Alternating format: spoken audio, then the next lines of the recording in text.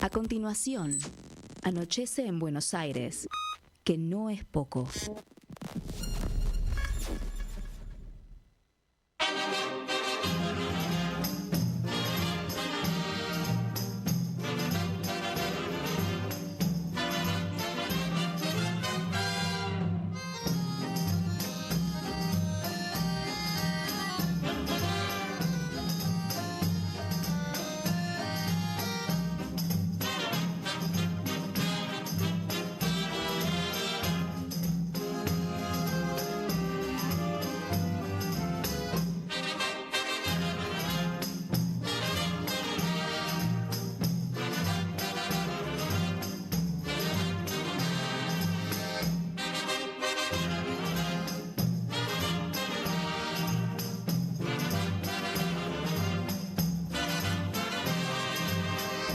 El domingo en la tribuna un gordo se resbaló. Si supieran la avalancha que por el gordo se armó, rodando por los tablones hasta el suelo fue a parar, mientras todos los muchachos se pusieron a gritar. Deben ser los gorilas, deben ser, que andarán por allí, deben ser los gorilas, deben ser, que andarán por aquí, deben ser los gorilas, deben ser, que andarán por allí, deben ser los gorilas, deben ser, que andarán por aquí.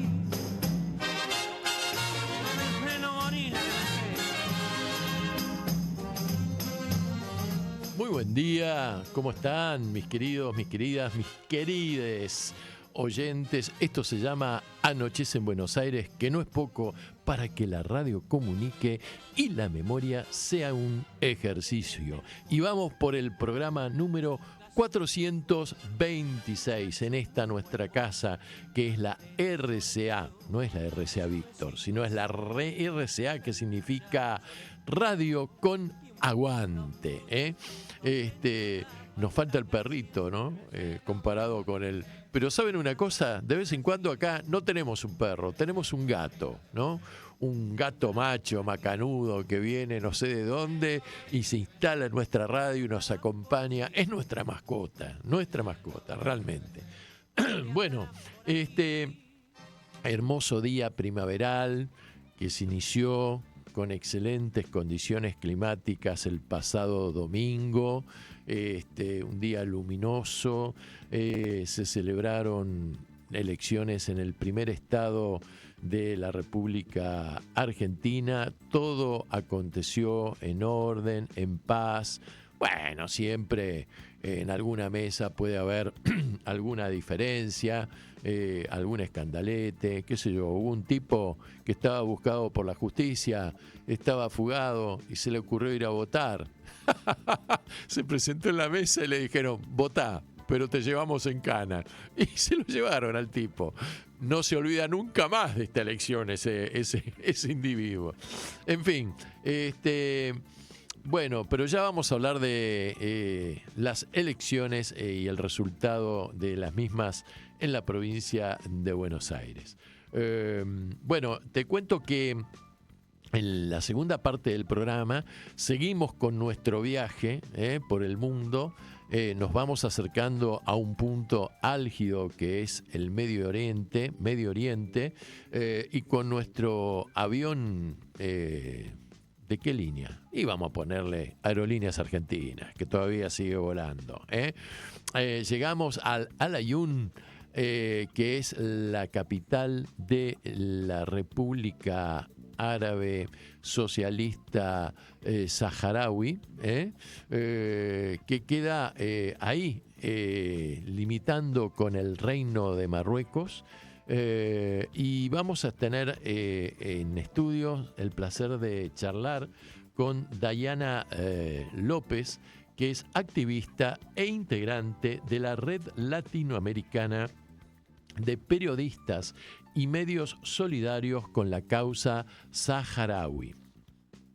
El pueblo saharaui se ha dado su propia identidad a través de una guerra de liberación que comenzó allá, creo que por los años 70 o fines del 60, con su brazo político y armado, que es el Frente Polisario de Liberación. Y desde un vamos tuvo enfrentamientos con el Reino de Marruecos, un país pro-occidental, que es aliado de la alianza militar de la OTAN, y aunque no haya suscrito ningún acuerdo por escrito o convenio, también es un aliado táctico y geopolítico del Estado de Israel. Gobernado por una dinastía muy corrupta, y que es un Estado que tiene que ver también con un tema relacionado con el narcotráfico, o podríamos decir un reino que podría asimilarse a una especie de narcoestado. ¿Por qué? Porque a través de Marruecos hay embarcaciones que cruzan el Mediterráneo y entran por el sur de España, y introducen el hashish, que luego sigue su ruta hacia el norte por el continente europeo y llega hasta los países escandinavos, y esto moviliza millones y millones de euros o de dólares, como quieras llamarlo. Bueno, lo cierto es que el pueblo saharaui, que tiene su organización política, que ha sido reconocido como Estado, además, por una inmensa mayoría de las naciones que conforman las Naciones Unidas, está llevando a cabo una guerra de resistencia contra el Reino de Marruecos, que lo invade con un aparato militar muy superior, pero desoyendo las resoluciones dictadas en la Asamblea General de las Naciones Unidas, que llama a reconocer al Estado saharaui como tal. Bueno, de todo esto vamos a estar hablando con Dayana, que es una experta conocedora de la actual realidad del pueblo saharaui, que además tiene una característica muy particular, muy simpática para nosotros que hablamos el español. El pueblo saharaui es el único pueblo árabe que habla perfectamente el español, es bilingüe. No solamente hablan en árabe, sino que además hablan el español, y ellos se consideran parte integrante de la comunidad cultural española.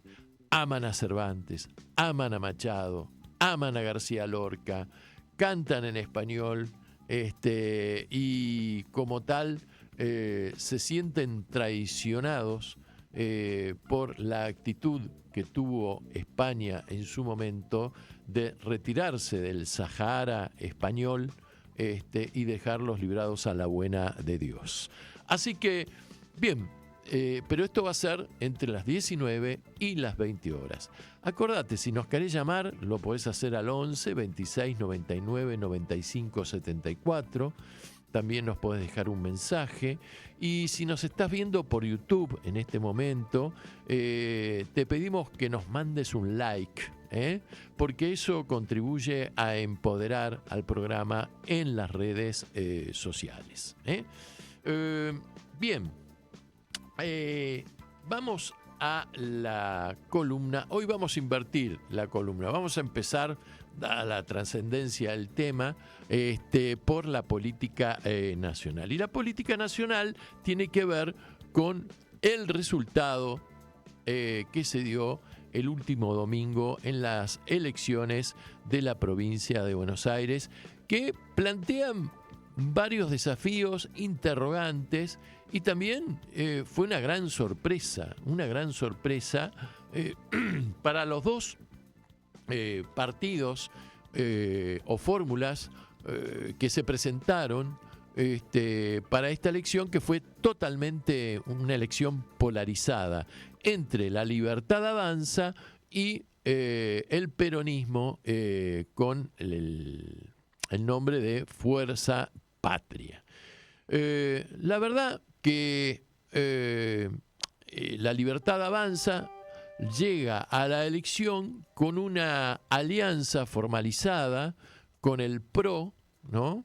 En donde fue un proceso que demandó prácticamente año y medio, en donde La Libertad Avanza logró sacarle al PRO o absorber, o logró que pasaran a su bando dirigentes del PRO que eran bastante conocidos mediáticamente hablando, como Santilli, como Ritondo, como Patricia Bullrich, como el intendente de el partido de 3 de febrero, Diego Valenzuela, como el intendente de la ciudad de Mar del Plata, Guillermo Montenegro, entre otros. Estoy mencionando los más importantes.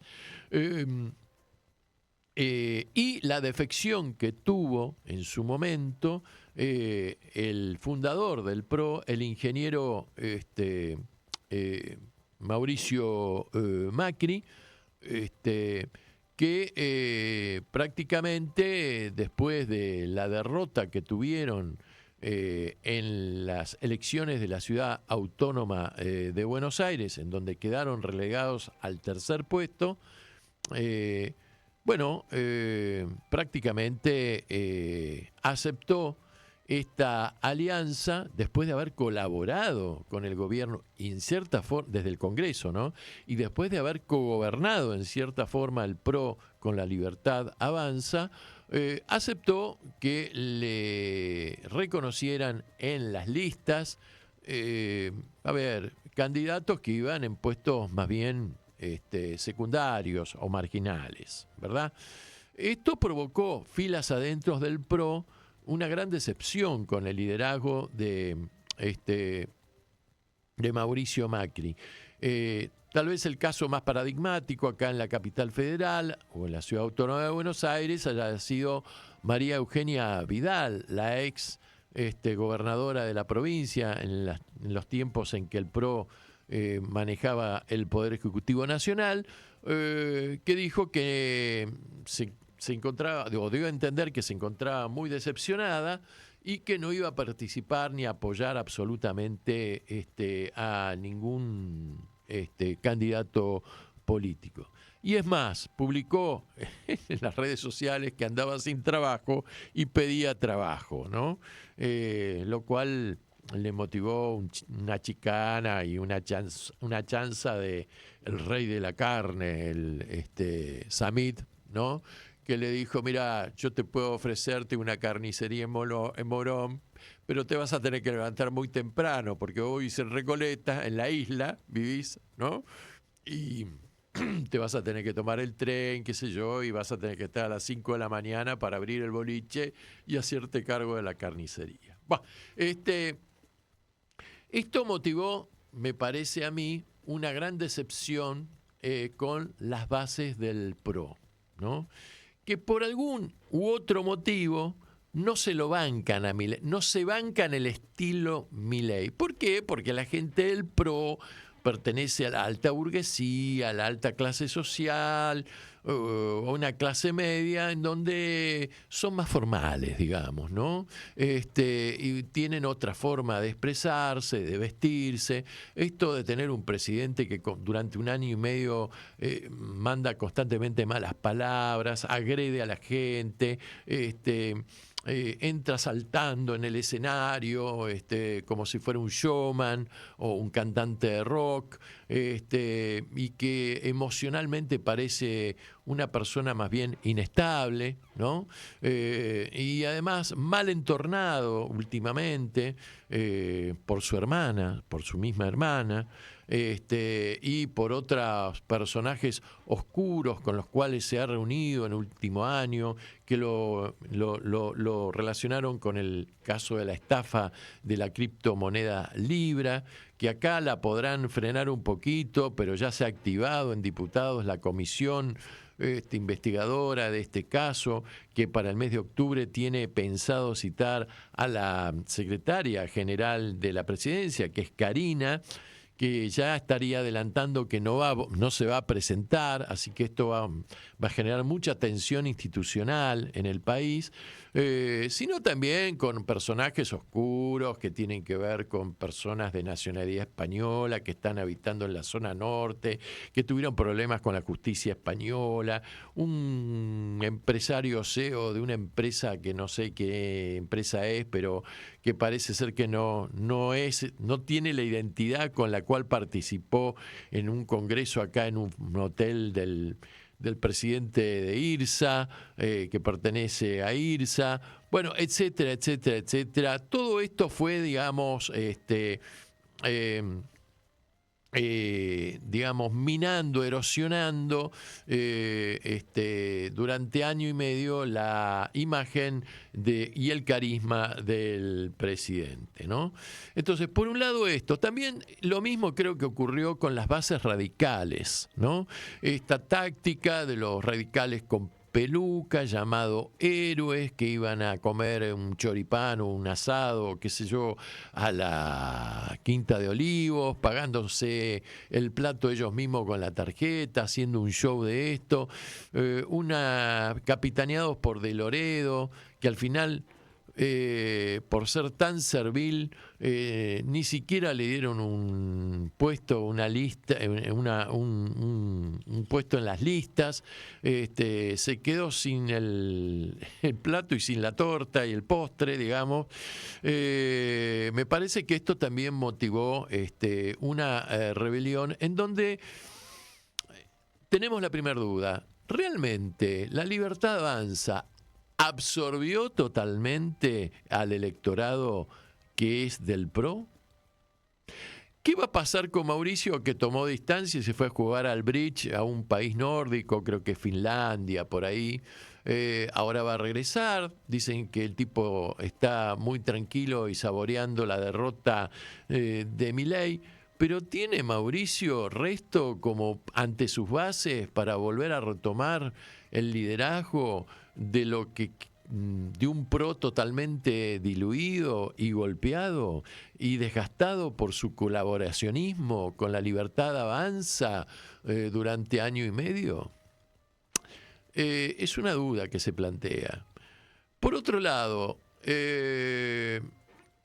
los que se apresuraron a pasar de bando, como Diego Valenzuela, que pensaba ganarle a Catopodis en la primera sección, y que con eso especulaba con ser candidato a gobernador de la provincia de Buenos Aires por la Libertad Avanza en el 2027, quedó totalmente desdibujado, porque Catopodis le ganó por 20 puntos. 20 puntos. Y en la primera sección que ellos especulaban y tenían grandes esperanzas de sopesar el platillo de la balanza con La Matanza, o la tercera sección, digamos, le salió totalmente mal, el tiro por la culata, porque en la primera sección ganó el peronismo, salvo en algunos islotes como San Isidro, como Acasuso, y alguno otro más. Pero ¿saben una cosa? En otras secciones, como en donde es muy importante la actividad agropecuaria, y la actividad agropecuaria tiene que ver a su vez con distintas situaciones, porque están los grandes terratenientes, están los chacareros, están los minifundistas, no son todos iguales los productores agropecuarios, pero sí hay algunos puntos que son realmente ilustrativos. Por ejemplo, en Pergamino se dice que es la capital de la soja. Ganó Fuerza Patria. Fuerza Patria ganó en Pergamino. Y por otro lado hubo un resultado contradictorio, porque en Bahía Blanca ganó la Libertad Avanza. Bahía Blanca, que está destruida todavía, después de del primer temporal que tuvo a los pocos días de asumir Milei la presidencia, y después el otro ciclón o la inundación que tuvo hace unos pocos meses atrás, en donde ni siquiera tuvo el más mínimo apoyo del Poder Ejecutivo Nacional. Bueno, ahí ganó la Libertad Avanza. En Villa Gesell, por ejemplo, en Villa Gesell, que tiene un intendente peronista, ahí ganó el PRO, pudo meter 2 concejales, ¿no? Bueno, así que el tema es que silenciosamente, mientras los medios y las redes hicieron como caballito de batalla el tema de la inseguridad, porque parecía que en la provincia de Buenos Aires, y más focalizado aún en La Matanza, moría más gente que en la Franja de Gaza. Hablaban de la inseguridad, porque es un desastre, porque el gobernador bla, bla, bla, bla, bla. Lo único que no le pueden decir, por ejemplo, a Axel es que sea corrupto, porque a diferencia de Milei sí empieza a hablarse de la corrupción que le pega cada vez más cerca, y le pega al jefe, que es su hermana, que lo contiene emocionalmente, que el cual él está siempre muy agradecido desde el punto de vista afectivo. Bueno, a ver, la gente votó por otras opciones más que por la inseguridad. Votó en un voto de autopreservación, de protesta y defensivo, porque el pueblo entendió que lo prioritario en este momento es el trabajo que se está perdiendo con despidos masivos cada vez más importantes a lo ancho y a lo largo del país, pero que afecta al principal estado de la República Argentina, que es la provincia de Buenos Aires. Y la gente está preocupada también por su salario, porque el salario está deprimido, porque hay sectores de la economía que perdieron 45% del nivel adquisitivo, como es el caso de los docentes y los científicos, y cuando el primero, y se está dando una situación que es que los empleadores ya no te pagan del 1 al 10, te pagan cuando quieren. Y no te pagan el 100% del salario, te lo van pagando en forma fraccionada, si quieren. Y el salario, en definitiva, se agotó el 10 de cada mes. A lo sumo, los tirás hasta el 15. Entonces, este aumento desmedido, perverso, del aumento del colectivo todos los meses, del aumento del subte, del aumento de las tarifas, de la posibilidad de que se privatice el agua, desaparezca AISA y ahora, a partir de ese momento, si sos moroso, te corten el agua, por ejemplo. Todo esto me parece que el pueblo terminó de entenderlo, no porque lea mucho de economía, de especializados académicos, no, porque lo siente en carne propia, porque como decía Perón, el órgano, la víscera más delicada que tiene el ser humano es el bolsillo. No es ni el corazón, ni el cerebro, ni el pulmón, es el bolsillo. Y en el bolsillo la gente ha entendido que le estaban haciendo un verso, qué sé yo, el Pelado Trabuca, el señor Majul, los de Canal 13, etcétera, etcétera, pero que la realidad va por otro lado. Entonces, ¿de qué me sirve a mí la macroeconomía, la estabilidad macroeconómica, si la macro no baja a la micro? Y la micro es el pan de todos los días, es poder vestirse, es poder pagar la escuela de tu pibe, es poder tener un momento de alegría, ir al cine, ir al teatro. ¿Cómo es posible que vos, una entrada de fútbol se ha transformado carísimo? Y además se está hablando de que los partidos que transmitan, que siempre transmitió la televisión pública que pasa enlatados últimamente, ahora sea privada y tengas que pagar para poder ver a la selección argentina. Es decir, todo pasa por el tema financiero y de un fundamentalismo económico privatizador que lo que quiere es eliminar el Estado a su dimensión más mínima, más reducida. Entonces, otras dudas que se plantean es, si bien esto oxigena un poco y le pone un freno al gobierno, esto implica también algunas dudas que yo las planteo y que no sé las respuestas, y que las vamos a ver en su momento oportuno.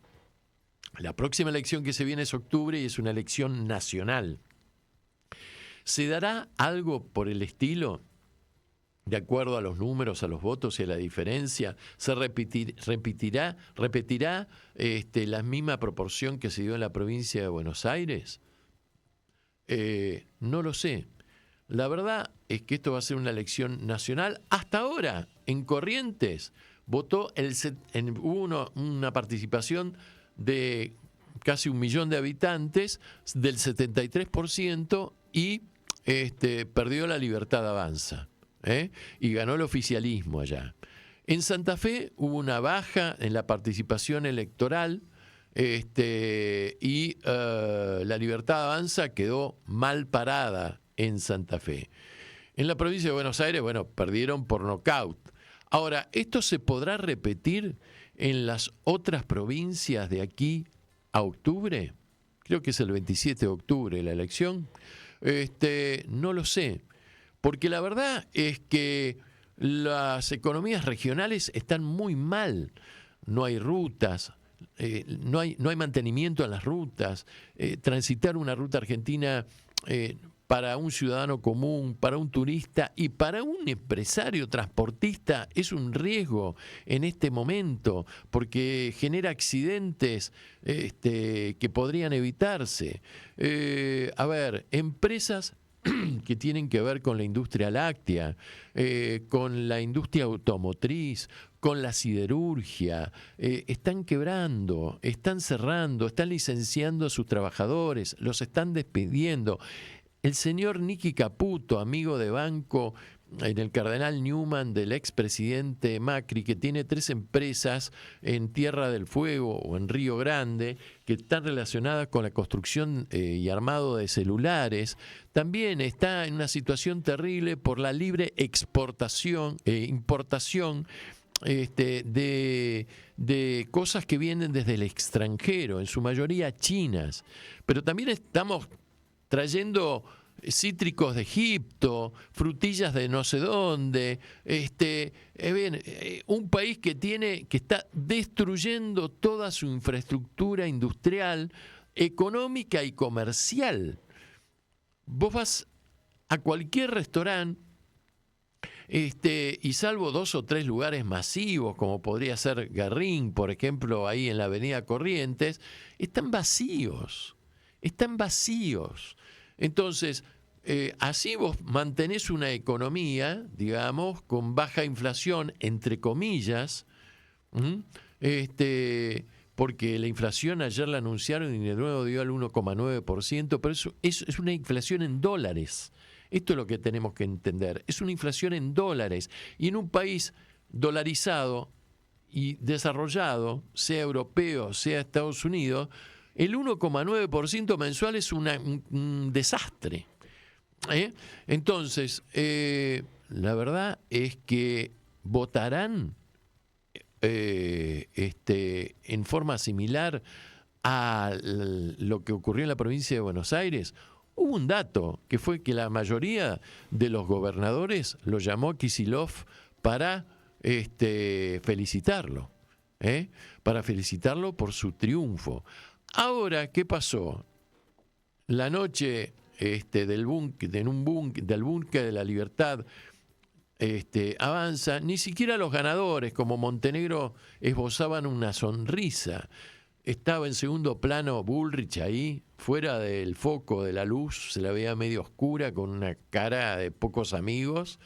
Sturzenegger forzaba una sonrisa poco creíble. El presidente dubitativo, nervioso, últimamente se equivoca un poco con las palabras, trastabilla con algunas palabras al pronunciarlas.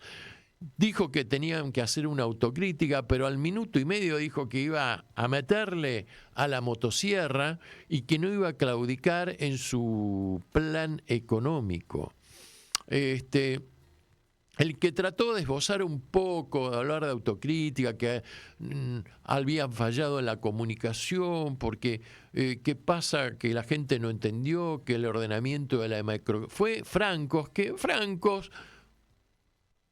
Bueno, es un hombre que por lo menos viene de la política, del viejo Partido Federal de Parco Manrique, de la UCD, bueno, de toda esa caterva, pero que más o menos intenta, pero que después es desmentido por las declaraciones del presidente.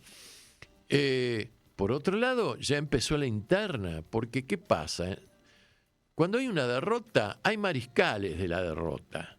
Y hay gente que se quiere separar de la derrota. Y la gente te acompaña, o los dirigentes, porque en la política no hay amistad, te acompaña hasta la puerta del cementerio, pero no entran al cementerio con vos. Te empujan a vos para que entres solo al cementerio. Y entonces acá empiezan quién se equivocó, quién fue acertado, quién hizo la política de alianzas. Ahí está el señor Pareja, está Lule Menem, Karina Milei, que forman ahí un equipito que tiene que ver con esta estructura de las alianzas políticas. Está el Gordo Dan dando vueltas, que fue dejado de lado, y que le anunció, y Santiago Caputo también, que le anunció esta semana, hace pocas horas atrás, que el Gordo Dan está impulsando una rebelión de trolls, porque esta gente se mueve con los trolls, además, y que él no puede frenar esta rebelión. Hay una gran decepción y un pase de facturas que va a ser inevitable dentro de la libertad avanza. Bueno, como si todo esto fuera poco, el miércoles a la noche el presidente firmó el decreto refrendado por todos sus ministros vetando la aprobación del Senado de la ley de financiamiento universitario y de la emergencia pediátrica en el Garrahan. A ver, me parece que no están escuchando, se están aislando, y esto me parece que no les va a dar buenos resultados. Por otro lado, como manotón de ahogado en la tormenta, lo llaman a los gobernadores y les piden una mesa de diálogo, de unidad nacional y pero los gobernadores parece que él va a vetar también, porque otra de las cosas que se va a venir también en el Senado o en las cámaras es la aprobación del proyecto de los ATN. O sea, el monto que tiene que ser repartido de la nación hacia las provincias, ¿verdad? Y los gobernadores están teniendo problemas que no pueden pagar los salarios, no tienen pagar la infraestructura, no pueden mantener las rutas, no pueden pagar a los docentes. Entonces, todo esto se va complicando muchísimo día a día. Y ya ha originado que la semana que viene está convocada una marcha, la tercera marcha universitaria de docentes y no docentes, donde van a participar también los rectores de las casas de altos estudios, a donde también se va a sumar la gente de la comunidad médica del Garrahan. En fin, me parece que esto entra en una película, en el desarrollo de una película que ya vimos en el cine y que no termina para nada, pero para nada bien. Bueno, ¿qué te podría decir? Vamos a poner música de murga, y una murga, y Ernesto, los orientales del lado del Río de la Plata son unos genios, unos maestros, no hay con qué darle.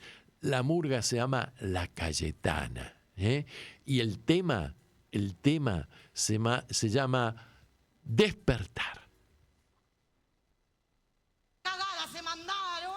Es lo que con lo que nos gobiernan, todos rompen. No te podés dormir un segundo, y menos ponerte a soñar. El problema no es soñar. El problema es cuando los sueños se empiezan a convertir en pesadillas. Ahí conviene despertarse lo antes posible. Mientras dormimos, la siesta regresaron. Los que nunca descansan, de nuevo se aprovecharon. Vendieron la promesa de que se venía un cambio. Espejo de mil colores, los mejores 5 años. El poder corrupto, mil mentiras y acomodo. Ya no hay ninguna duda. Vinieron y quieren todo. La fruta cerca de la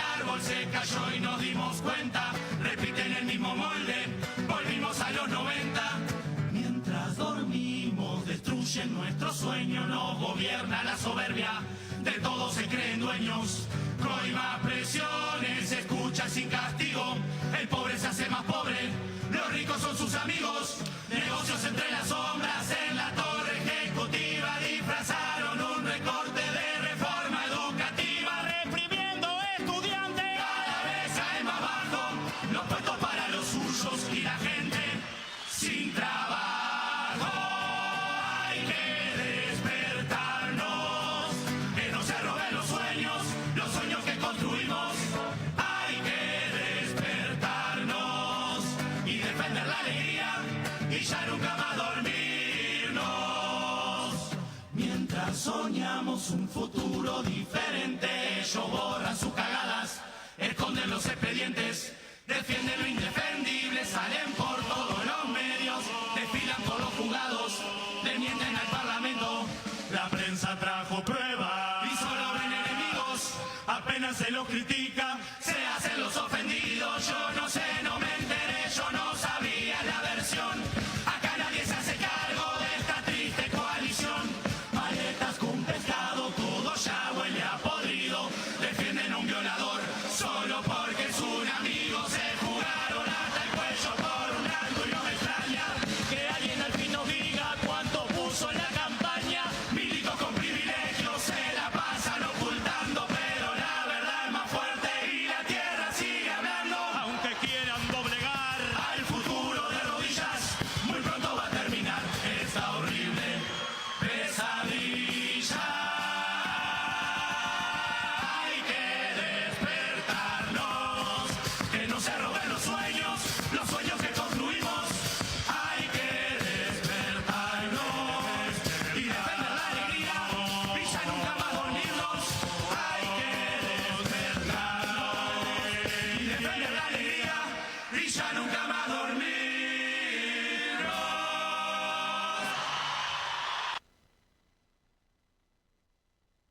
Seguí escuchando. Anochece en Buenos Aires, que no es poco.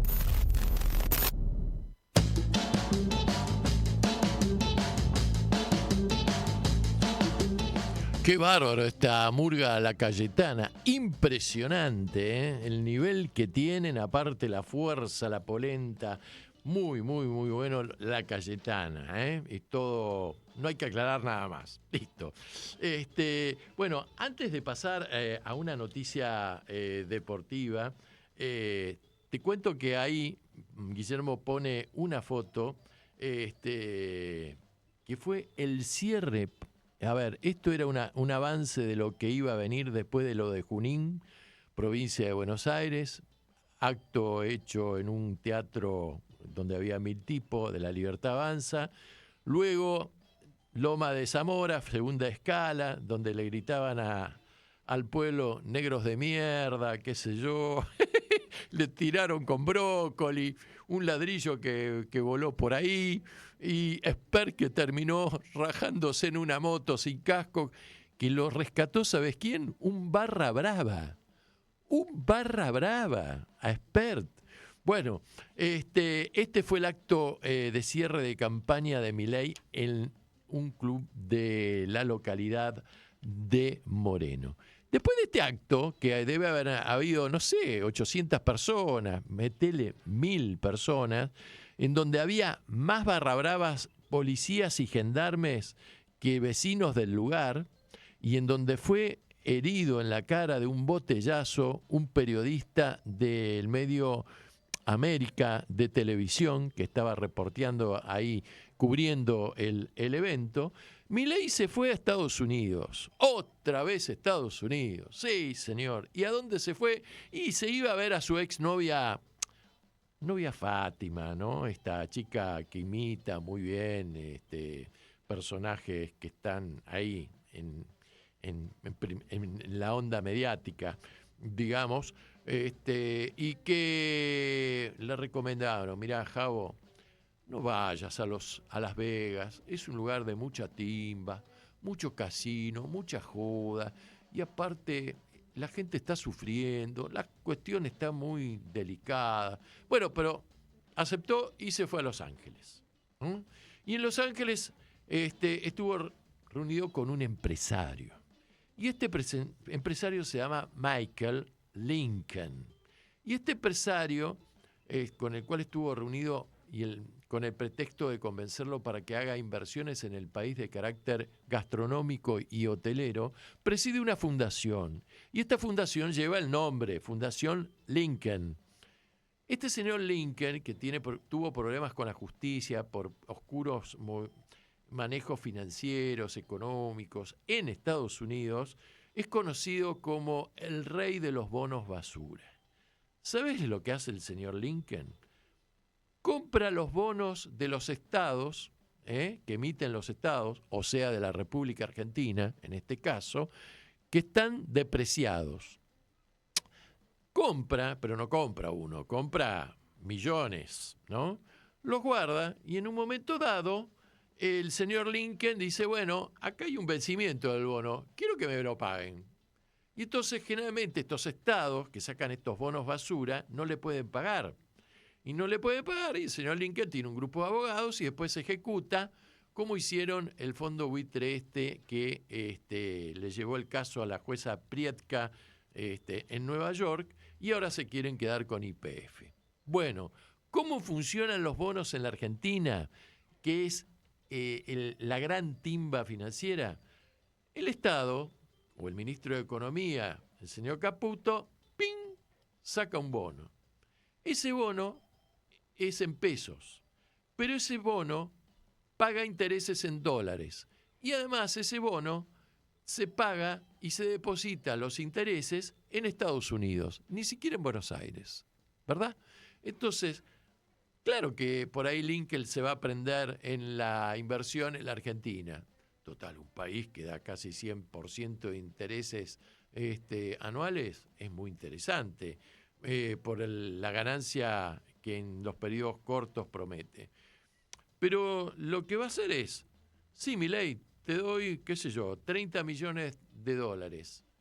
Vos me das el equivalente en pesos, pero esos pesos después me pagan intereses en dólares y en Estados Unidos. Y si no me podés pagar, viejo, lo siento, pero los argentinos me lo van a tener que pagar con su sangre. Como si fuera la obra esta de Shakespeare, El mercader de Venecia.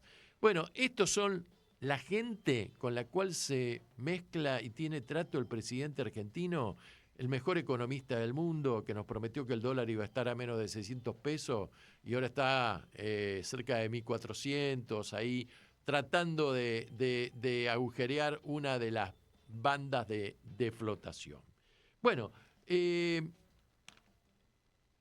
vamos a hacer una nota de color. Y esto va dirigido a los hinchas de River Plate. Hace rato que no hablamos de deporte, che.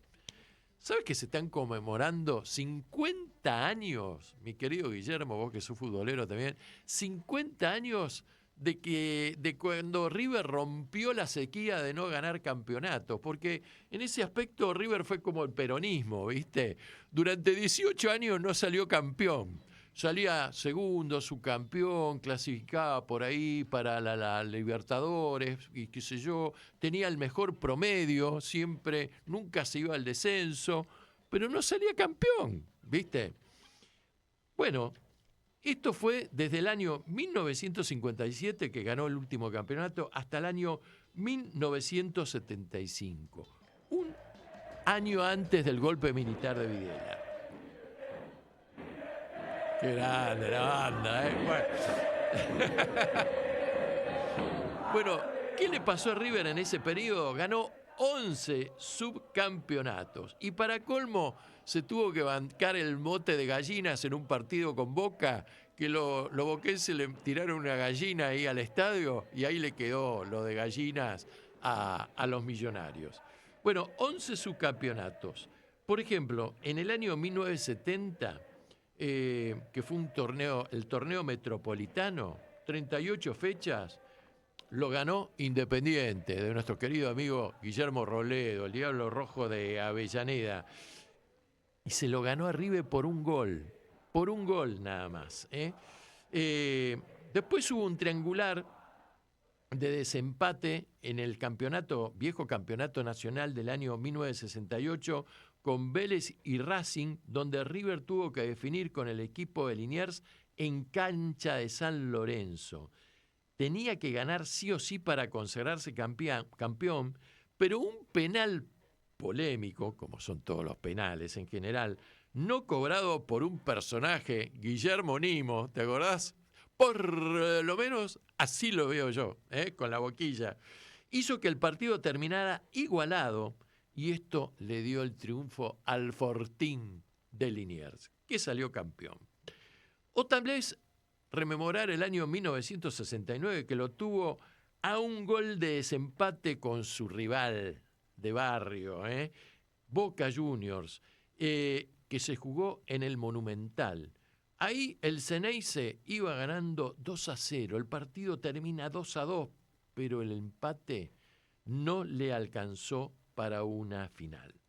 Lo cierto es que el último campeonato de River, que en su momento fue apodado La Máquina, lo había obtenido en el año 1957 con un señor que se llamaba José María Minella como entrenador, y que creo que es el nombre del estadio, ¿no?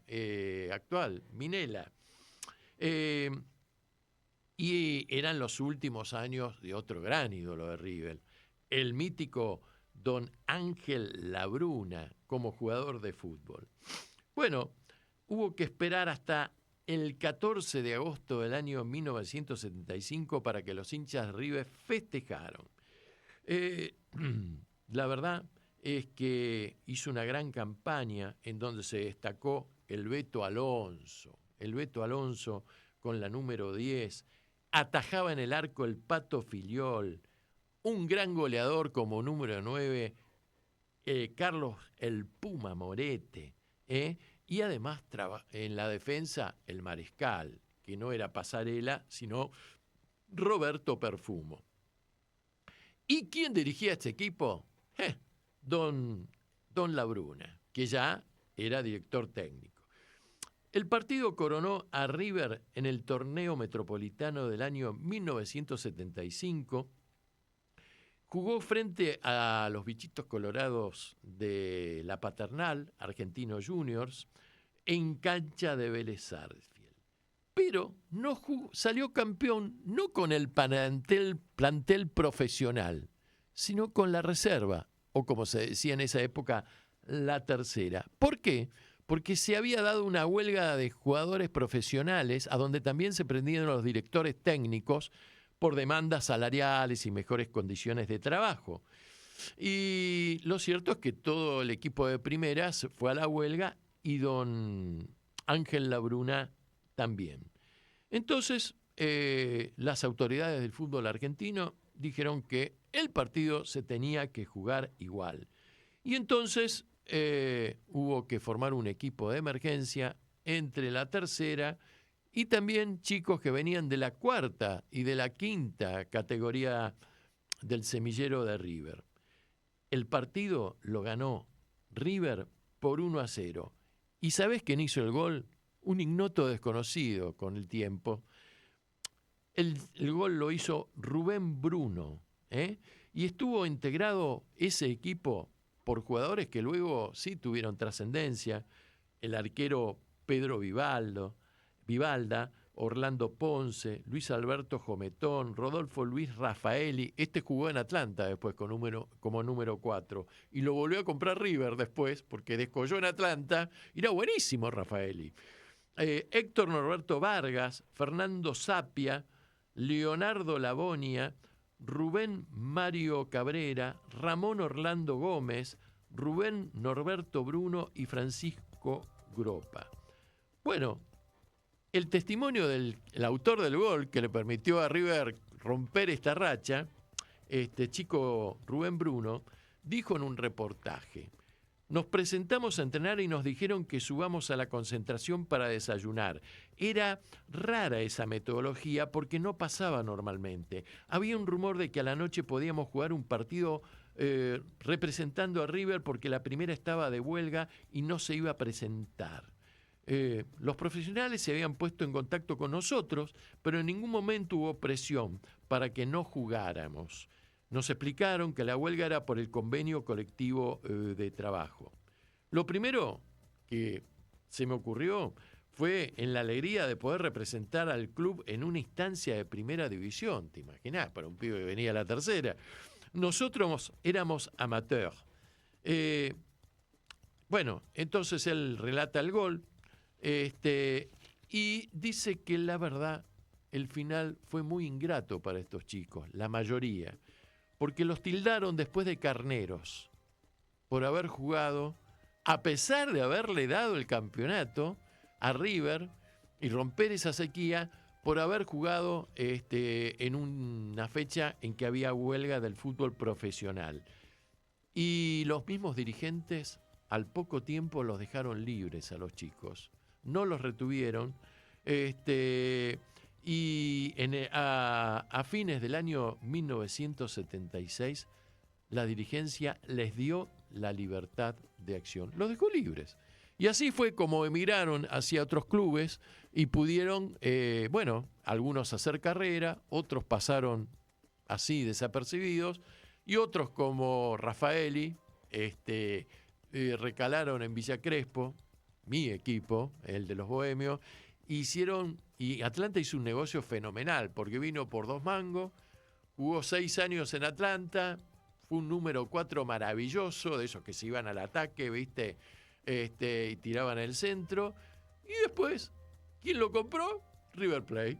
Entonces se lo vendimos a mucho más guita, hicimos un negocio bárbaro. Bueno, en fin, el fútbol forma parte de nuestra cultura, de la cultura del pueblo, somos un pueblo futbolero, estamos clasificados para el Mundial, perdimos 1-0 en Ecuador, con la altura, contra el árbitro, sin Messi, pero somos el mejor fútbol del mundo. Bien, vamos entonces a una publicidad y nos preparamos para recibir a nuestra invitada del día, Dayana López, para hablar de un tema que seguro no sabés casi nada de la realidad del pueblo saharaui. Así que en unos minutos nos vemos. Cambiale la yerba al mate. Enseguida volvemos. Comienzo de espacio publicitario. Esta es la voz de mi nieto. La grabamos en el patio de casa unos días antes de que lo secuestraran. Pedro, así se llama mi nieto, fue secuestrado el 3 de septiembre de 1976. Desde ese momento lo estoy buscando. Siempre pienso en Pedro, en cómo estará, si jugará al fútbol, si estará estudiando, si tendrá novia.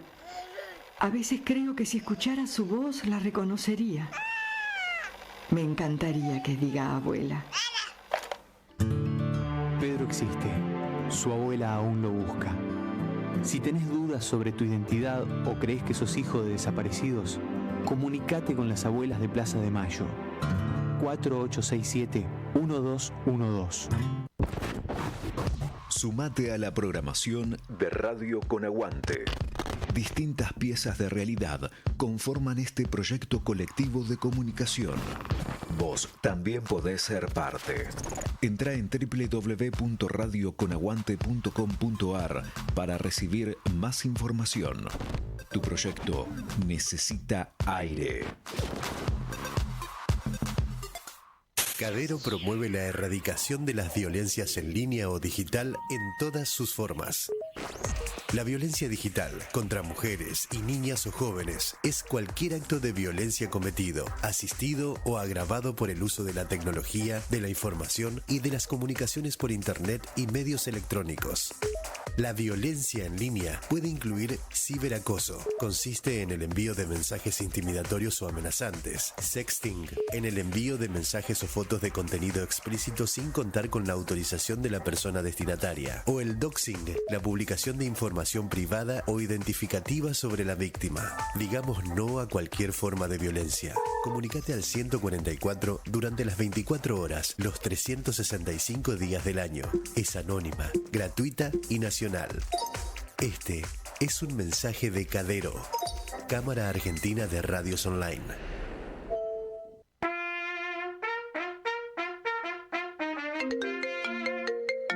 Hola. Charlie, ¿cómo va? Bien, vecino, ¿usted? Conseguí trabajo a la noche. No se te ocurra ensayar de mañana. Seguro, vecino. Estoy empezando a ensayar a la tarde. Así me gusta, pibe. Lo dejo. Sigo ensayando. Hola, Quique. Charlie, esta tarde quise ver la novela y no escuché nada por la trompeta. Uy, Quique, voy a empezar más tarde entonces. Brutal. Como esta hora va a estar regio. Listo, quedamos así.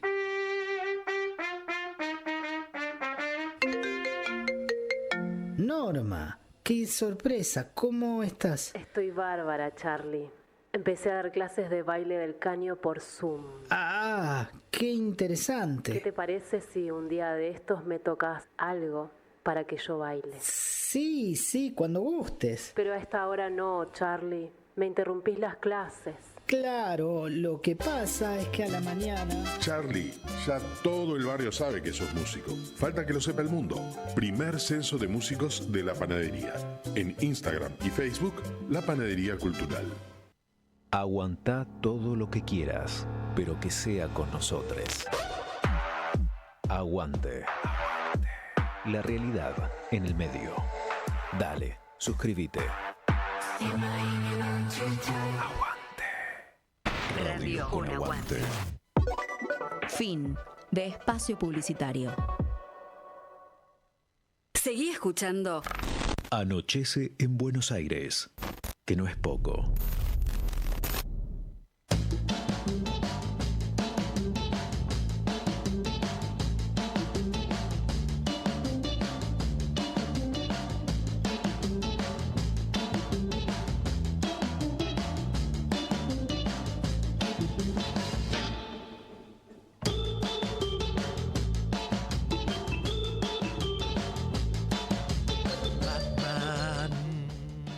Batman.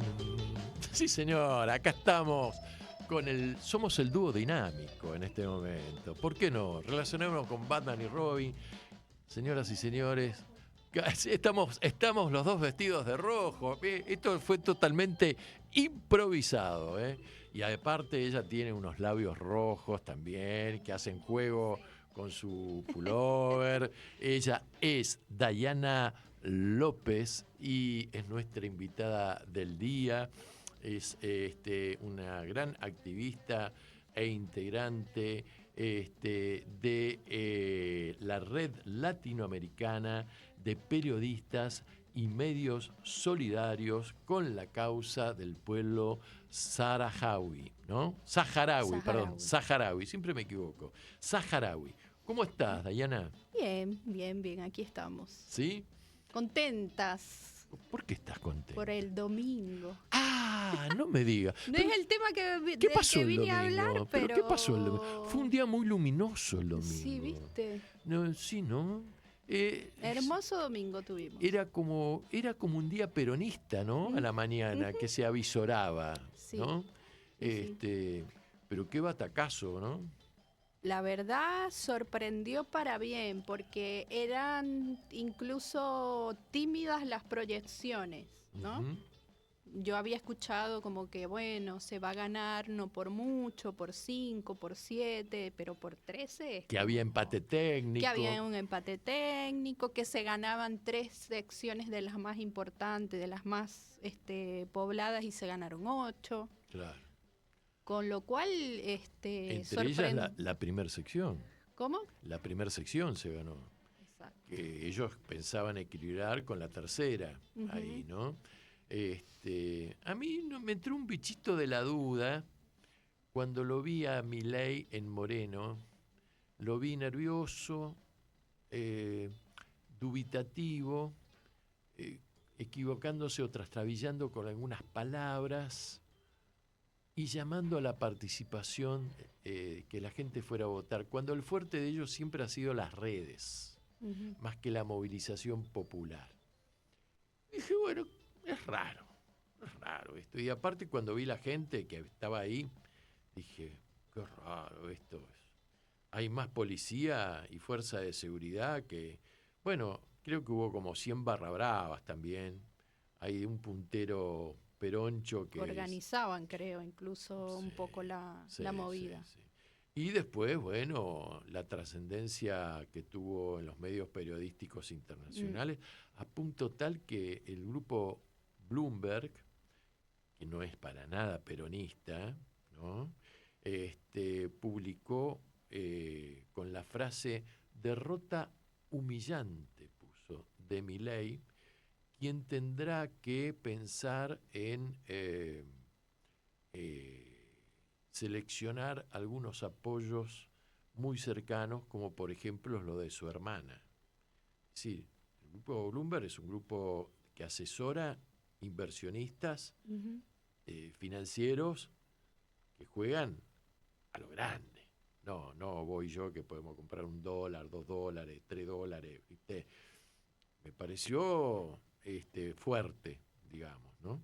Pero bueno, se abre una puerta, se abre una instancia, vamos a ver cómo evoluciona todo esto, porque yo siempre digo que la Argentina es impredecible, ¿no? Es un país tan raro. Cual, como que yo creo que no hay que dormirse en ese resultado, hay que seguir trabajando en los territorios, la organización, también un poco la contención de la gente, porque la gente estaba rota. Está rota en el territorio, claro. La gente, yo vivo en Lanús. En Lanús, mira vos. Trabajo con unas compañeras de Montechingolo y la gente, bueno. ¿Cómo se dio la cosa en Lanús? En Lanús se ganó, obviamente. ¿Por mucho o por...?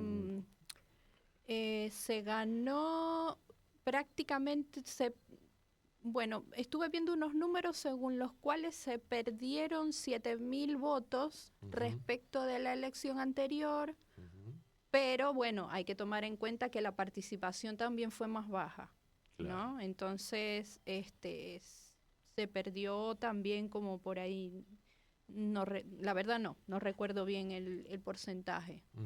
Se habrá ganado como por 10 puntos. Bueno. Además fue la primera vez, creo que en 20 y pico de años, o desde el retorno de la democracia, me parece, que el peronismo gana una elección en la provincia de Buenos Aires de medio término. Siempre las había perdido. Sí, exacto. ¿No? Se rompió la sequía esa. Y ¿no? hay otro número, antes que entremos en el tema del que vinimos a hablar, pero hay otro número que me llamó la atención que estuve mirando, que es la cantidad de votos en blanco. ¿Fueron muchos? La cantidad de votos en blanco en esta elección fueron más de 500.000, casi 600.000, 583.000 por ahí. Yo cuando vi esa cifra me sorprendió, dije, es un montón, si tomamos en cuenta que la provincia Fuerza Patria gana por 3.800.000 por ahí. Pero cuando reviso la elección de medio término anterior, esta cifra era el doble. O sea, se Entonces, redujo. ojo, se redujo a la mitad. Mirá. Y además toma en cuenta esto que te dije antes, que hubo menos votantes. Claro. Entonces, ahí hay un montón de gente que se movilizó que no se había movilizado por ahí en la elección anterior. Me pareció un número que,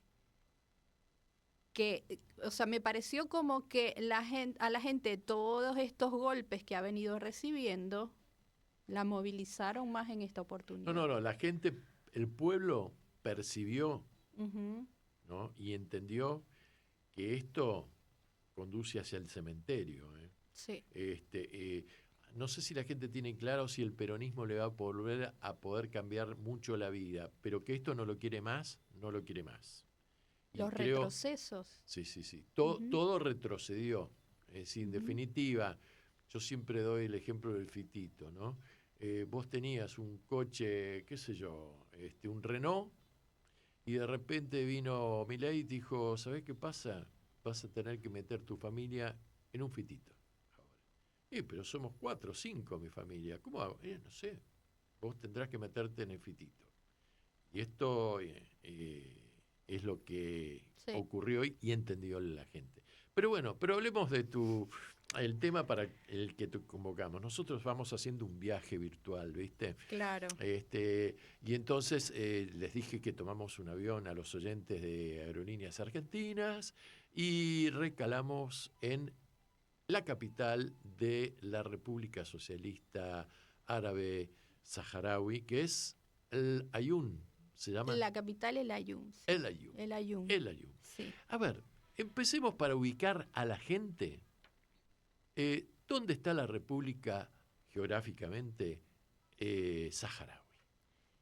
La República Árabe Saharaui Democrática está en África, al norte de África. Limita en el norte con Marruecos, en el sur con Mauritania y en el oeste con Argelia. Del lado este tiene la costa atlántica y comparte aguas ahí con Islas Canarias, o sea que con territorio español sería. Exacto. Aunque hay que recordarles a las personas que nos están escuchando que el Sáhara Occidental fue colonia española y yo diría que sigue siendo colonia española, pero que está en una situación más compleja todavía porque España abandonó ese territorio sin concluir el proceso de descolonización en el año 75 y ese territorio fue invadido en principio por Marruecos y por Mauritania. Luego Mauritania reconoce que no tiene ningún derecho sobre las tierras saharauis y Marruecos termina de invadir, Mauritania sale y Marruecos termina de invadir todo el territorio del Sáhara. Entonces en este momento es un territorio en el que existe un conflicto entre dos partes. Marruecos por un lado, que tiene el 80% aproximadamente del territorio bajo ocupación militar, y el Frente Polisario, que es un movimiento de liberación nacional del Sáhara Occidental. Es un movimiento de liberación nacional que está reconocido por Naciones Unidas, por la Unión Europea, por la Unión Africana. De hecho, la República Árabe Saharaui Democrática es fundadora de la Unión Africana, donde además también posteriormente a su fundación se incorpora Marruecos. Entonces, eso también es un acto de reconocimiento de esa otra república como una república, integrante de ese mecanismo, digamos, de integración regional africano, que es la Unión Africana. Entonces, bueno, hay una serie de resoluciones, son más de 80 resoluciones de Naciones Unidas que desde los años 60 han establecido, si se quiere, las pautas o los argumentos jurídicos desde el derecho internacional que le dan a los saharauis la razón en este conflicto en el que ellos reclaman el territorio saharaui como propio, pues, y fundan un país luego del abandono de España del territorio, fundan la República Árabe Saharaui Democrática y, bueno, incluso tienen un representante en Naciones Unidas, pero bueno, es un conflicto complejo, es la última colonia en África. Ajá. Y están en lucha, pues como estuvimos en América Latina hace más de 200 años, Simón Bolívar, José de San Martín, y Artigas, un montón de personajes que nos llevaron a la liberación de este territorio. Claro. Así que bueno, ahí están los saharauis, como Bolívar, como San Martín, como Artigas, en plena pelea en el siglo XXI por su descolonización. Che, y decime, además el pueblo saharaui tiene una gran particularidad, que que no, los hace muy simpáticos para los latinoamericanos, es el único pueblo árabe bilingüe que habla perfectamente el español. Y esto es como consecuencia de la colonización que llevó a cabo. Pero aparte, no es que ellos hablan el español, porque, por ejemplo, qué sé yo he estado en Libia, y los libios fueron colonia italiana. Los viejos libios hablan algo de italiano, pero no hablan con agrado el italiano. No es algo que digan, nosotros estamos, la referencia es Italia por la cultura. En cambio, los saharauis reivindican la cultura hispana, ¿no? Ellos defienden a Cervantes, a Machado, a Cortázar, a Borges, qué sé yo, a García Márquez, ¿no? Y esto realmente les da un tinte cultural muy rico, ¿no? Un híbrido ahí, claro, porque además, al ser una cultura, la de los saharauis, muy oral, es como que la literatura, la poesía también tiene un lugar importante. Es un elemento de comunicación para ellos y de transmisión de saberes, de la propia cultura, muy importante. Entonces, es como que han incorporado los clásicos, ¿no? de la literatura y de la poesía hispanoamericana o latinoamericana. Aparte también hubo muchos saharauis que fueron a estudiar a Cuba. Ajá. Hay una impresionante cooperación del gobierno cubano con el gobierno saharaui, con el pueblo saharaui, que recibe estudiantes de medicina y de periodismo, de un montón de carreras. Estos estudiantes son... lo que pasa es que se me superponen un montón de cosas, pero hay que saber...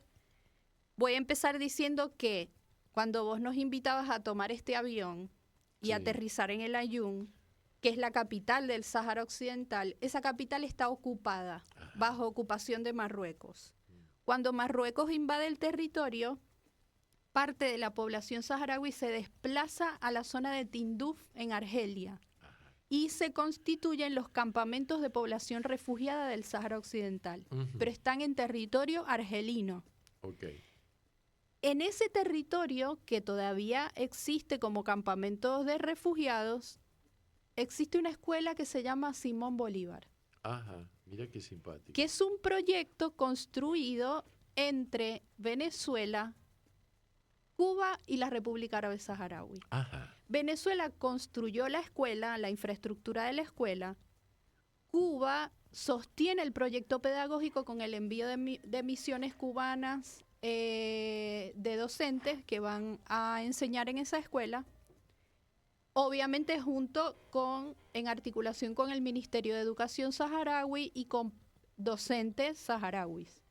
Entonces, en esa escuela Simón Bolívar se aprende español por el lado de los profes y las profes cubanas, y se aprende todo lo que tiene que ver con los contenidos propios que emitidos o delineados por el Ministerio de Educación saharaui.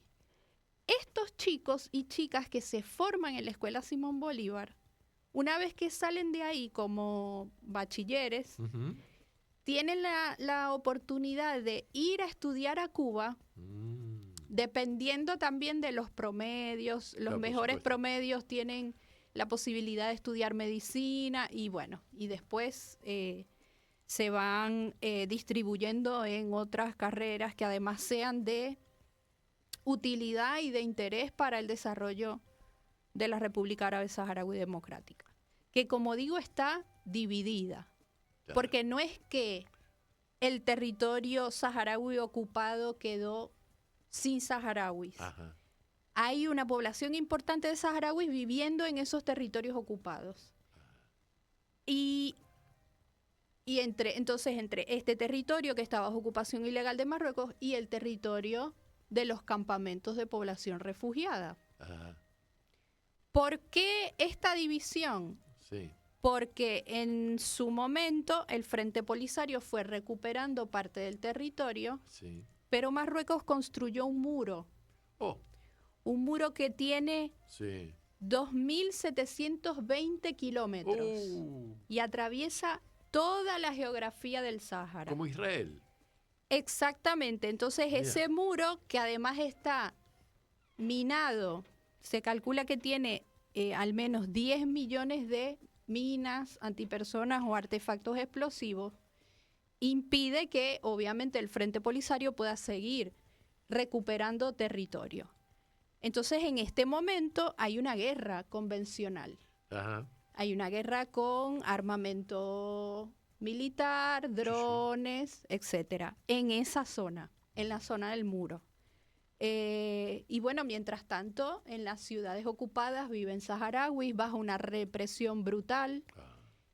En los campamentos viven bajo el amparo, vive la otra parte de la población saharaui bajo el amparo del Estado de la RAS.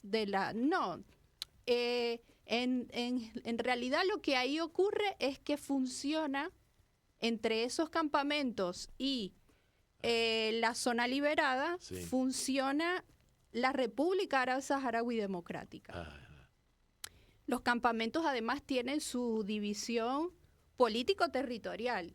Tienen gobernadoras, tienen intendentes. Son autónomos. Sí. Sí. El Estado argelino no interviene en ese espacio. De hecho, cuando las personas quieren visitar los campamentos, llegan a un aeropuerto argelino y del aeropuerto argelino te trasladan hasta un punto que es como una garita para entrar a los campamentos. Ajá. Y es como que te entregan al Frente Polisario o a las autoridades de la RAS. Y ahí la RAS, la República Árabe Saharaui Democrática, se hace cargo, ¿no? Te atiende, te ubica, te aloja en los lugares que disponen para alojamiento, Mirá vos. etcétera. Pero no, o sea, es un territorio que está cedido de alguna forma momentáneamente por Argelia para que funcione el campamento por razones humanitarias. Te propongo, Dayana, escuchar un poco de música. Y vamos a Perfecto. escuchar un clásico, un gran cantante, recopilador musical, que además tuvo un gran artista latinoamericano que inclusive actuó y dirigió teatro y que fue un gran resistente contra el golpe militar en Chile y lo pagó con su vida. Estamos hablando de Víctor Jara, uno de los temas más lindos que hizo Víctor Jara, que se cantó en todo el mundo, se canta en todo el mundo, se llama Te recuerdo, Amanda, y suena así.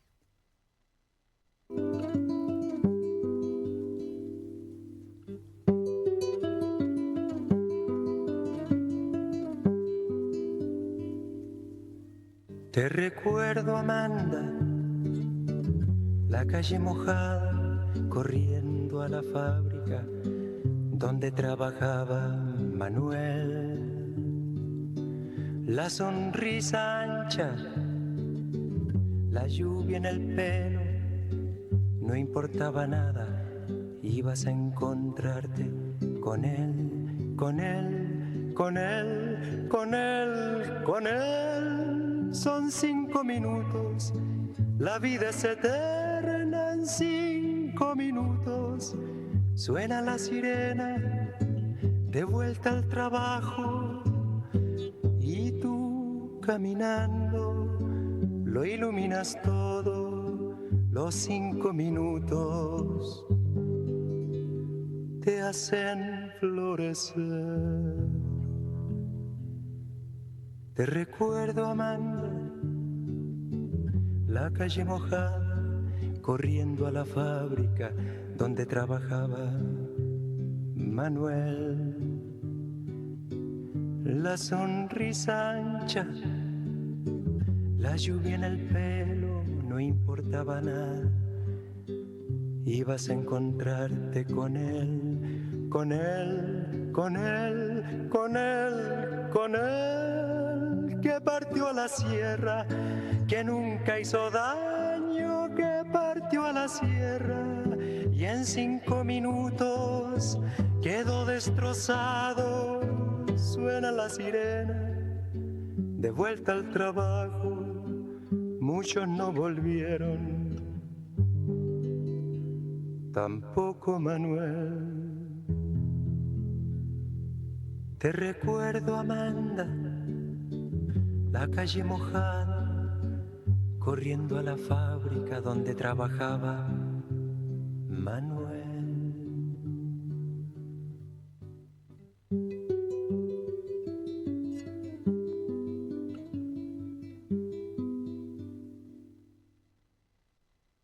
Estás escuchando Anochece en Buenos Aires. Que no es poco.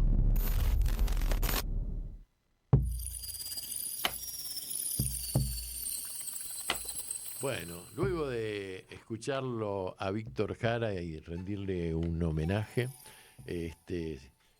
seguimos con nuestra invitada Dayana López, que integra la Red Latinoamericana de Periodistas y Medios Solidarios con la causa del pueblo saharaui. Dayana, te quería preguntar más o menos qué población aproximada estamos hablando que tiene el pueblo saharaui. Mira, no es una población muy, muy numerosa como estamos acostumbrados a hablar de millones. Se calcula que en los territorios que están bajo ocupación ilegal de Marruecos hay unas 700.000 personas. Ajá. Y en los campamentos de población refugiada he encontrado organismos de cooperación internacional que hablan de 170.000 y otros que hablan de 250.000.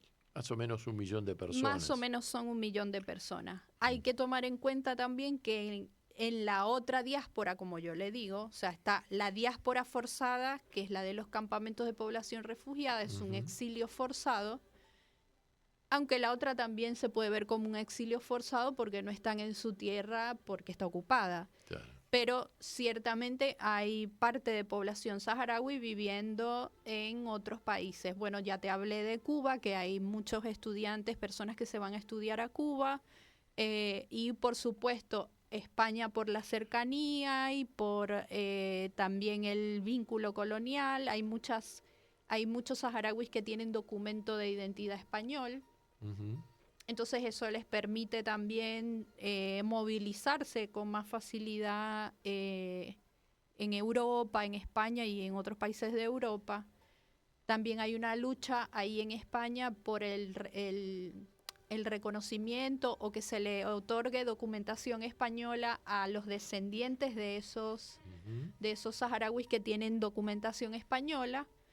Entonces hay un vínculo fuerte ahí. Sí, me consta porque yo tengo una amiga que vive en Barcelona, Patricia Lewis, que es además oyente del programa y que me habla muy bien del pueblo saharaui. Me dijo que hay un programa que todos los años se mandan chicos a las familias españolas, que es como un intercambio cultural, ¿no? Que viven con estas familias españolas durante 6 meses, suponete, o no sé. Sí, es como un mes. Es bueno. un programa que se llama Vacaciones en Paz. Ahí está. Entonces, en los meses o el mes, un mes, 2 meses, Ajá. ponele, que en el desierto hace un calor tremendo.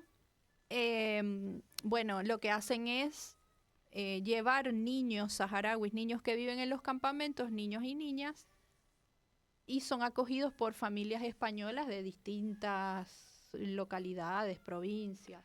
Claro. Entonces es un programa que les permite también a esos chamos aprovechan para hacerles revisiones médicas, bueno, que tengan otras actividades de recreación, de vacaciones, etcétera. Che, decime, ¿y la población saharaui es una población eminentemente joven? ¿Cómo es, generacionalmente hablando? Mira, no Es que es como que conozco gente de todas las edades. Ajá, O sea, ajá. creo que debe haber también, en las familias he escuchado hablando con compañeras que viven ahí, siempre escucho que hay muchos niños, Claro. mucha gente y muchos niños y jóvenes. Claro. Lo que pasa es que también esto supone dificultades en el sentido de que estos niños, estas niñas, estos jóvenes pueden estudiar ahí porque tienen el pueblo saharaui en los campamentos ha desarrollado sus escuelas, no solo la escuela Simón Bolívar, hay otras. Sí, sí. Pero el problema es el después. Claro. ¿No? Están en condición de refugio. En el refugio se vive de ayuda humanitaria. No hay actividad comercial que resista la vida en los campamentos si no es recibiendo ayuda humanitaria. O sea, la República Saharaui no tiene posibilidad actualmente de desarrollarse en su economía No, interna. porque sus recursos están mayoritariamente en la zona que está bajo ocupación de Marruecos. Sí. Y bueno, es uno de los países, si no el país con el banco pesquero más importante del mundo, más rico. Es que tiene las minas de fosfato también de las más importantes del mundo. Y en ese aspecto también el Frente Polisario ha llevado una lucha a nivel internacional a través del Tribunal de Justicia Europeo, en el que introdujeron distintas demandas para evitar porque ¿qué pasa? Marruecos expolia todos esos recursos. No es que están ahí y Marruecos tiene el territorio bajo ocupación, pero no se aprovecha. Se aprovecha y se aprovecha bien. Entonces, todo lo que son los productos pesqueros, productos agrícolas también, y obviamente las minas de fosfato son explotadas por Marruecos. ¿Qué hizo el Tribunal Europeo el año pasado en unas sentencias del 4 de octubre? Si mal no recuerdo, estas sentencias analizan los acuerdos pesqueros, una sentencia analiza los acuerdos pesqueros, la otra analiza los acuerdos sobre comercio de productos agrícolas y la tercera hay una tercera que se pronuncia sobre la importación desde Marruecos y el etiquetado de productos originarios del Sáhara Occidental. Entonces están prohibiéndole con estas sentencias a Marruecos que etiquete los productos saharauis como de ellos, que exporte productos pesqueros, porque ¿qué pasa? En aguas marroquíes no existen esos bancos pesqueros que existen en el Sáhara Occidental. Claro. Entonces, ¿de dónde sacan los mariscos que exportan? Claro. ¿No? Claro. Entonces, lo que determinan estas sentencias es la prohibición de que Marruecos siga etiquetando esos productos como propios, que siga exportándolos a la Unión Europea, etcétera. Y decime, ¿no es una contradicción que por un lado determinados países europeos, no sé si son mayoría o no, calculo que tal vez sean mayoría, reconozcan la existencia de la República Saharaui y demanden y voten en la Asamblea General de las Naciones Unidas el reconocimiento del Estado saharaui? Y por otro lado, esas potencias europeas, porque supongo que Marruecos explota todo esto a través de empresas privadas que deben ser multinacionales y que muchas deben pertenecer a esos mismos estados que por ahí reconocen, ¿no? Es que hay muchos países europeos que no reconocen a la República Árabe Saharaui. Ajá. Y que manejan esas empresas. La Unión Europea reconoce al Frente Polisario como representante del pueblo saharaui. Sí. Lo mismo que Naciones Unidas. Sí. Lo que no significa que reconozcan a la República. Reconocen que hay dos partes en conflicto, Marruecos y el Frente Polisario. Entonces, bueno, se hacen la vista gorda, obviamente, porque el famoso pulpo gallego Sí. en realidad es el pulpo saharaui, Ajá. ¿no? Sí, Entonces, sí. y así con un montón de cosas. Ujú. He leído incluso que llevan arena de playa a playas de España. Mira. Para los veranos, bueno, Sí, para el poner, turismo. claro. Claro, claro. E incluso hace poco, creo que a partir de enero de este año, Marruecos habilitó, o Marruecos con otros países, porque con España, por ejemplo, habilitaron un vuelo Ujú. que sale desde España hasta la ciudad ocupada de Dakhla. Y es un vuelo que si en cualquier momento, si lo queréis verificar, buscad comprar un vuelo a Dakhla desde Madrid y salía 35 euros. Opa. O sea que es un vuelo que está totalmente subsidiado por el Estado marroquí para blanquear la ocupación. Ahora, vos dijiste que la República o el pueblo saharaui seguía siendo en cierta forma una colonia española. España se lleva bien con Marruecos. A ver, estoy relacionando, atando Sí. cabo. Marruecos se lleva muy bien con Occidente y con la OTAN, y tengo entendido que Marruecos se lleva muy bien con Israel y que inclusive tiene asesoramiento militar del ejército israelí. Explícanos un poco todo este tole-tole. Digo que sigue siendo colonia española porque no se culminó el proceso de descolonización y España es responsable de ese proceso de descolonización. Ujú. Es una colonia española que actualmente está ocupada por otra potencia extranjera. O sea, España se fue, pero hay otra potencia extranjera ocupándola. Y no se culminó el proceso originario de ocupación de ese territorio. Y bueno, pasan estas cosas. España venía sosteniendo una postura histórica de apego a la legalidad internacional y apuntando a que se celebrara, porque el mecanismo para la descolonización que se determinó es un referéndum de autodeterminación. Ese referéndum de autodeterminación, que debió haberse realizado hace 30 años, ha venido siendo boicoteado No se realizó permanentemente por Marruecos. Sí. Sí. Entonces, hace un par de años, el gobierno actual de España pegó un giro en esta postura. Ajá, ¿en qué Entonces, sentido? Es como que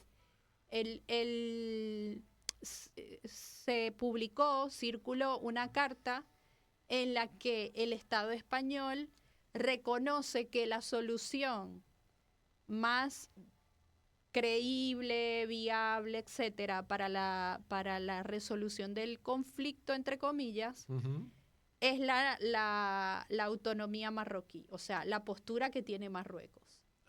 Es como que dio un vuelco a la postura. Entonces, al decir, perdóname, autonomía marroquí, uno entiende que Marruecos le reconoce a los saharauis como una autonomía, pero no una independencia. ¿Eso es? Esa es una de las propuestas que tiene Marruecos. Ajá. Les dicen, bueno, Está o sea, bien. como que se anexen a nuestro territorio a cambio de que ellos les dan autonomía. Claro, como si fuera Cataluña, digamos, ¿no? Exacto. Pero ustedes forman parte del Reino de España, en Exactamente, definitiva. en definitiva. Hablen lo que quieran, tengan el Club Barcelona de fútbol, qué sé yo, pero Son nuestros. Son españoles. Exacto. Ya, ahí está, ahora entendí. Entonces, lo otro que ocurre ahí es que ese muro militar del que te hablé fue construido con colaboración de Israel y de Francia. Y de Francia. Y de Francia, Mira vos. que recordemos fue la potencia colonial de Marruecos. Claro, Casablanca, toda esa zona. Exactamente. Entonces, bueno, ahí hay un montón de contradicciones, hay un montón de injusticias, porque lo que debió haber ocurrido en realidad ahí es que España concluyera el proceso de descolonización o en todo caso que presionaran para que ese referéndum se realizara. Claro. El pueblo saharaui al ver, o el Frente Polisario al ver que este referéndum pasaron 30 años y no se hizo, en 2020 había un cese al fuego desde el 91 porque se suponía que se iba a realizar ese referéndum, y en 2020, noviembre de 2020, decide retomar la guerra, retomar las armas. Y es por eso que tenemos en este momento de nuevo una guerra convencional en el territorio. Claro. Porque no hay respuesta, o sea, ya yo creo que los saharauis están entregados a que la solución ya vieron que por los medios pacíficos no tuvo ningún resultado. Ahora decime, vos decís que el muro de 2.720 kilómetros fue construido por franceses, marroquíes, con asesoramiento israelí. Me llama la atención porque también Israel ha hecho un muro con los palestinos, ¿no? Para separarse de los palestinos. Pero la presencia de Israel también tiene que ver en el plano militar en Marruecos. No sé si físicamente, pero seguramente estarán asesorados. Ajá. Y comprarán armas también, drones, cosas, juguetes de eso. Claro, esos juguetitos. Inteligencia. Claro. ¿Marruecos forma parte de la OTAN o no? No sé. Ese dato sí no te lo tengo. Lo voy a anotar para averiguar. Pero en todo caso se debe llevar bien con el Tratado Atlántico Marruecos, me parece. No creo que tenga grandes contradicciones. Y bueno, y decime, entonces, estamos en esta situación. Un pueblo que pelea por su liberación, un pueblo que tiene recursos naturales importantes, un pueblo que ha formado cuadros dirigentes y profesionales importantes, pero que no tiene posibilidad de desarrollo. Decime, ¿cuál es la actitud y el reconocimiento y la participación en la sociedad saharaui de la mujer? Porque esto es complicado en el mundo árabe. Sí, pero creo que es una comunidad que, si bien en su mayoría profesan la religión musulmana, lo que he visto y lo que he leído y conversado con compañeras saharauis es que no son un pueblo, no son de una cultura musulmana, digámosle, ortodoxa. Puede ser que para ellos esta palabra, y pido disculpas si es así, pero... O fundamentalista, digamos. O fundamentalista. Claro. O sea, es como que no están... No son los talibanes. No están obligados a pertenecer o a practicar, practicar esta religión, pero sí que la mujer tiene una participación muy importante porque fueron las compañeras las que organizaron la vida en los campamentos de población refugiada. Muchas de ellas forman parte del gobierno saharaui, muchas son gobernadoras o intendentas, es decir, que tienen una participación central en la lucha por la liberación. De hecho, la Unión Nacional de Mujeres Saharauis, que se crea antes de la fundación del Frente Polisario, es uno de los movimientos de masa que viene a formar parte posteriormente del Frente Polisario junto con estudiantes, junto con trabajadores, ¿no? O sea, son como las tres patas que se juntaron para conformar el Frente Polisario. Entonces, desde el principio, las mujeres tienen una centralidad en la vida social, cultural, pero también en la vida política y en la toma de decisiones. Entonces, y de hecho, bueno, hay mujeres, compañeras también que viven bajo la ocupación y que son las que llevan la voz del pueblo saharaui a espacios de mecanismos internacionales como la Asamblea General de Naciones Unidas. Ayer veía a la compañera Galia Jimmy, que exponía ante la Asamblea General en una instancia que es como de informe sobre la situación de los distintos situaciones, valga la redundancia, de derechos humanos que existen en el mundo, ¿no? Entonces ella estaba ahí, es una compañera que vive en los territorios ocupados, pero que incluso es sobreviviente de desaparición forzada, pero es una de las que ha podido superar las barreras que impone el régimen marroquí para que puedan salir y decir lo que está pasando. En el territorio ocupado del Sáhara Occidental existen hoy 6 periodistas presos políticos que además son trasladados a cárceles marroquíes. Presos políticos del Sáhara Occidental, saharaui, que son trasladados a cárceles marroquíes para que las familias no los puedan ir a visitar. Muchos de ellos están aislados. Está Abdallahi Lekfouni, que tiene cadena perpetua, un periodista de Kip Media. Está Hassan Dag, que tiene una condena de 25 años de cárcel. Este es un periodista de la RAS TV y de la radio saharaui que están en los campamentos. Reportaban para esa radio. Mohamed Lamin Hadi, que tiene también 25 años de cárcel de los mismos medios. El Bachir Hada, tiene 20 años de cárcel también de Kip Media. Y está Hatri Dada, que también tiene 20 años de cárcel, de un medio que se llama Salwan Media. Y está también el compañero Mahmoud Kambir, que tiene una condena de 10 años y pertenece a un medio que se llama Esmara News. Esmara se llama también una de las ciudades saharauis ocupadas.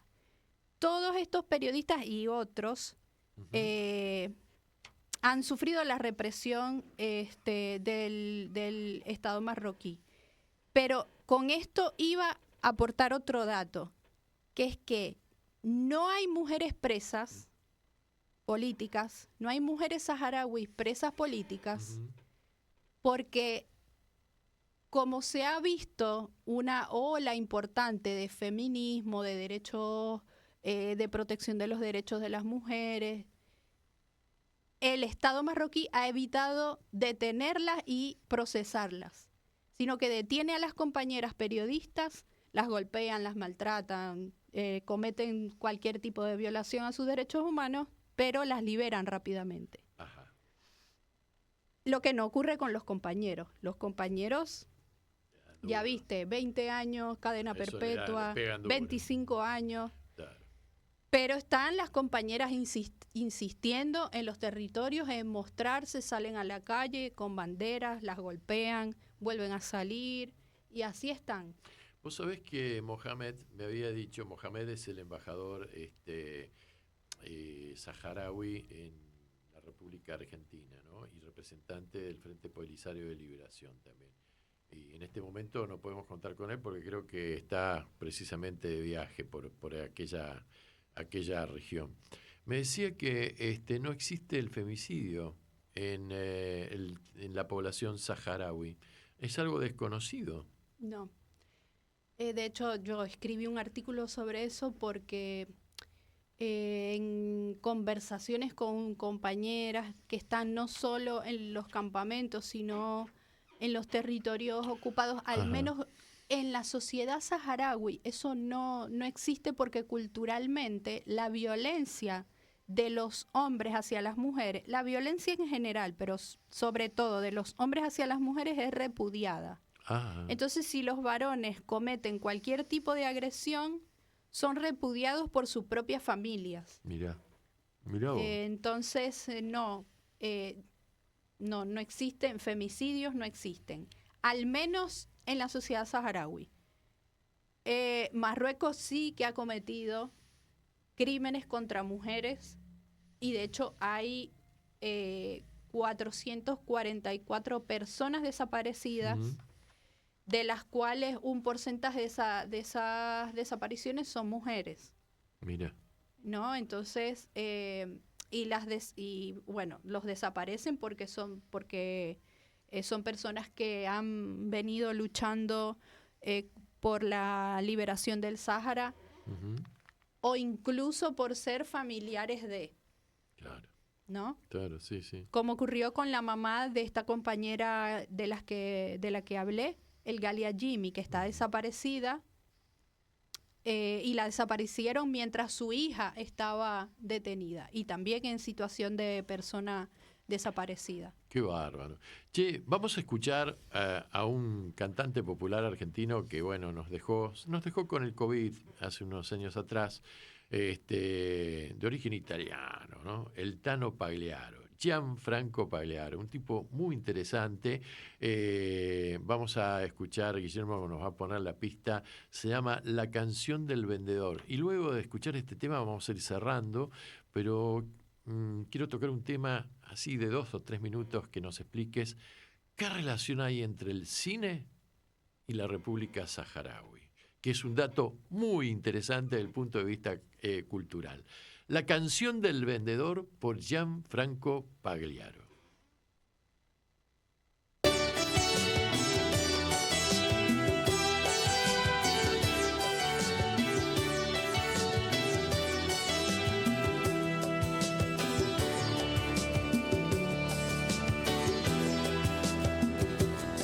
¿Cómo se llama? Me llamo Gian. Vengo del sur. ¿Y dónde vive? Cerca del mar. ¿De qué trabaja? Vendo jardines, ramos de flores, el arco iris con sus colores, algunas plazas, 10.000 palomas, varias montañas, hermosas lomas. Vendo paisajes para la gente que nunca ha visto el sol naciente. Vendo pequeñas llaves violetas que abren el alma y todas las puertas. Y para aquellos que no creen en nada, vendo otras cosas por casi nada.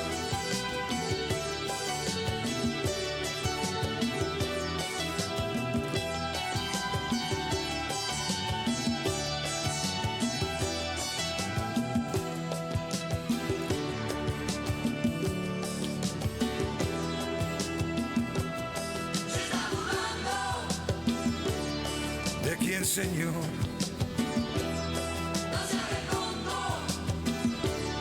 ¿Qué dije yo? Usted lo sabe. Yo no lo sé. ¿Qué hace entonces?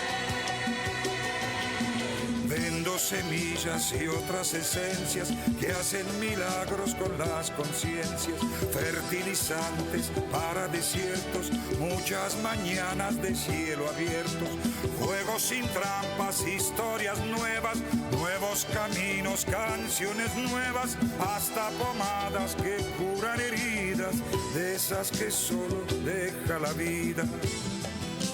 Y todo al costo de una promesa, que echen del mundo tanta tristeza.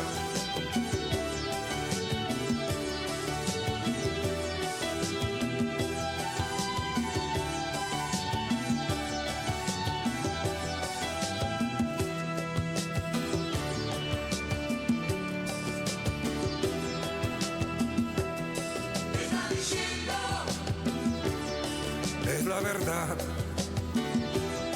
Es un farsante. Soy vendedor. Vende mentiras. Lo dice usted. Tenga cuidado. vendo semillas y otras esencias que hacen milagros con las conciencias, fertilizantes para desiertos, muchas mañanas de cielo abierto. Vendo paisajes para la gente que nunca ha visto el sol. Estás escuchando Anochece en Buenos Aires. Que no es poco.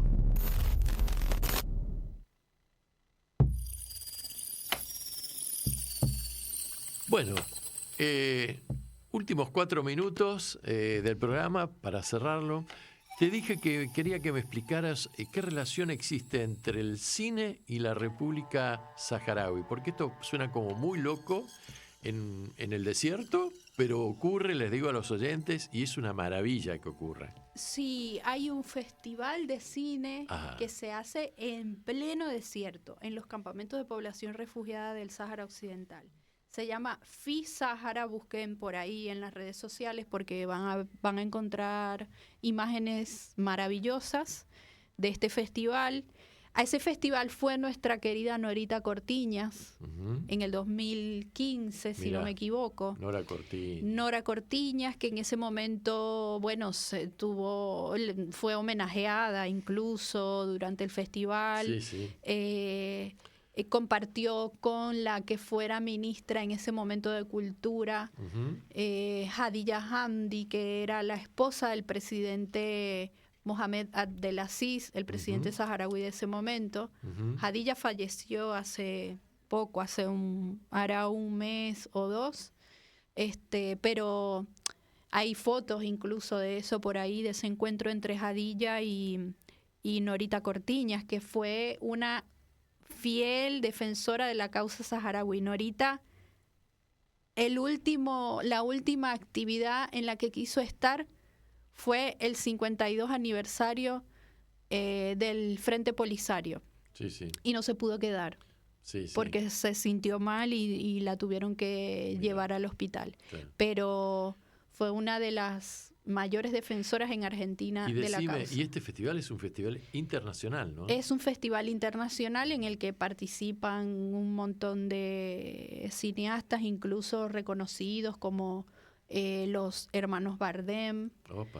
De hecho, la mamá, Pilar Bardem, también fue una defensora importantísima de la causa y bueno, acompañó todo este proceso de valoración, ¿no? del cine saharaui y sobre el Sáhara. O sea, es una ventana importante de producción. Hay una escuela de cine en los campamentos de población refugiada. Hay, ya te dije que está la Escuela Simón Bolívar, hay bibliotecas populares. Entonces, dentro de todo, dentro de las limitaciones de la vida en los campamentos, los saharauis han podido, y las saharauis o el pueblo saharaui han podido desarrollar espacios de despliegue de la cultura y de la difusión también de la cuestión saharaui. Bueno, se nos acaba el tiempo.